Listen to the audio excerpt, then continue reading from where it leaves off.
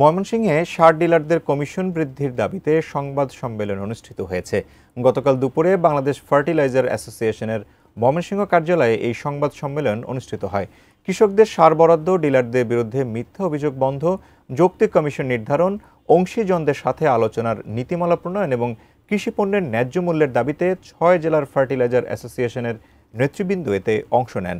এতে বক্তব্য রাখেন সংগঠনের সভাপতি জয়নাল আবেদিন, সাধারণ সম্পাদক এস.এম. বাবুল, সাবেক পরিচালক শহীদুর রহমান, মোহাম্মদ চান মিয়া।